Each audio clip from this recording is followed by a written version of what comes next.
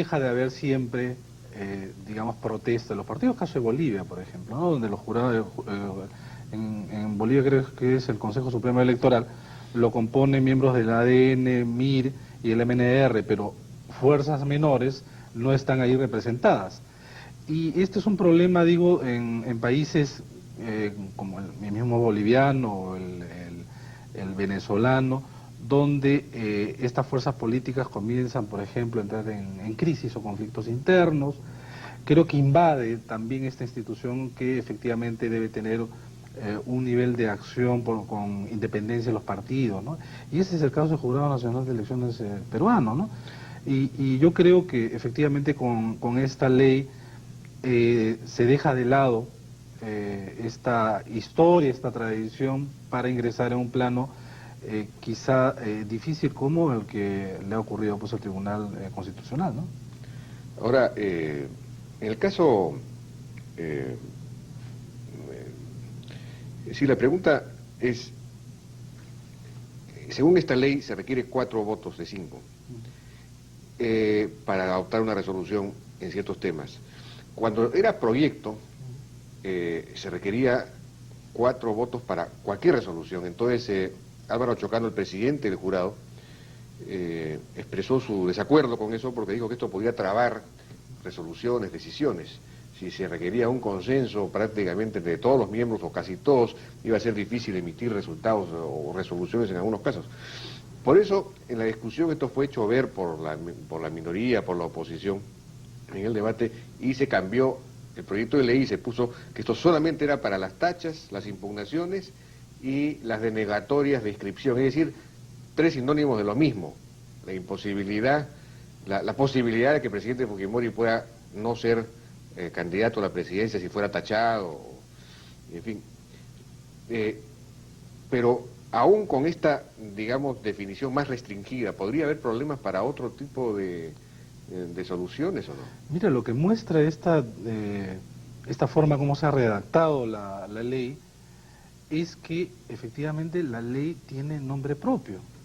Es decir, en primer lugar intentaron hacerla pasar como si fuera una ley que busca dar una mayoría calificada para decisiones importantes, pero que no solamente era para el Jurado Nacional de Elecciones, sino estos organismos colegiados. Pero en realidad se trataba del Jurado Nacional de Elecciones.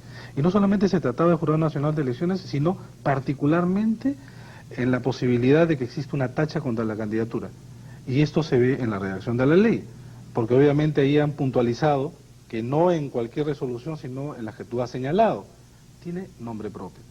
Ahora bien, ¿va a tener alguna otra repercusión? Bueno, va a tener repercusión en lo más importante que está en juego en la política peruana en los próximos tiempos. No va a paralizar la acción del Jurado Nacional de Elecciones, como lo dijo incluso el congresista Ferrero.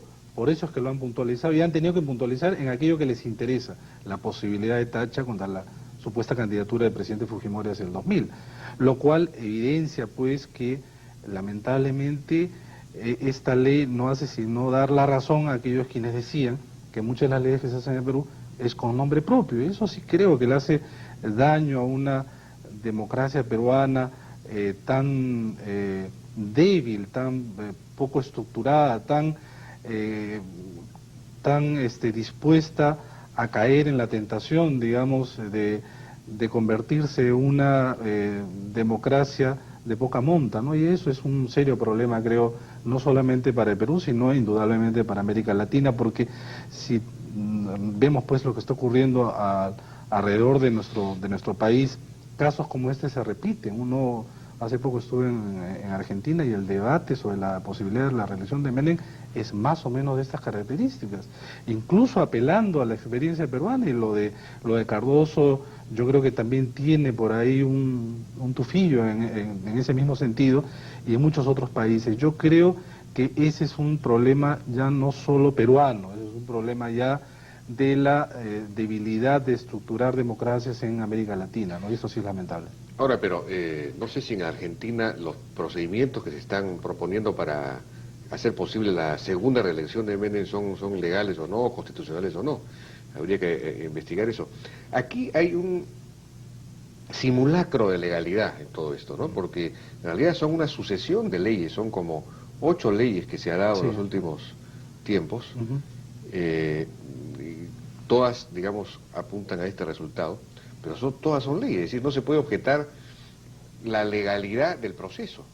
En algunos casos sí se puede objetar que son inconstitucionales, eso sí. El problema es cómo tú, en qué instancia tú puedes apelar a este último recurso, si el mismo tribunal ha sido evidentemente descabezado.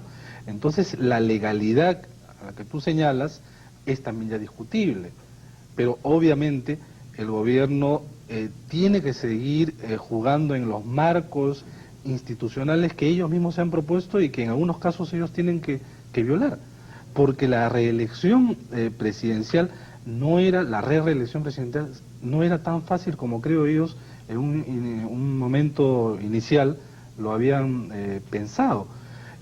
Todos sabíamos, creo, se discutió esto hacia el año 93, que si es que realmente no querían una reelección en el año 2000, debió colocarse en las disposiciones transitorias, señalando que si es que el presidente en ejercicio se inscribe en el año 95, se va a contar como una segunda oportunidad. Con eso se acababa la discusión. No lo quisieron hacer porque tenían pensado que de otra manera hubiera sido menos, digamos, doloroso el parto de una segunda reelección.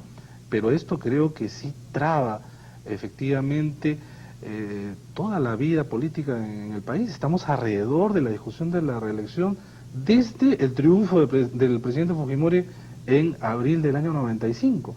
Difícilmente vamos a encontrar en la historia de este país, salvo que nos remontemos a Leguía, con características evidentemente particulares, algo algo parecido, ¿no? Y yo sí creo que esa es Ahora, eso el es problema de lamentable, esto, ¿no? ya para terminar, porque nos ha ganado el tiempo, es que en realidad este tipo de leyes, estas normas, de alguna manera rompen el contrato político nacional, ¿no? Ese es el problema. Porque, claro, pretender controlar al Jurado Nacional de Elecciones y pretender controlar al árbitro Ujú. es algo que no se hace. No se hace, No pues. se hace. No se hace. Entonces, si se hace es porque ya no hay ningún respeto, digamos,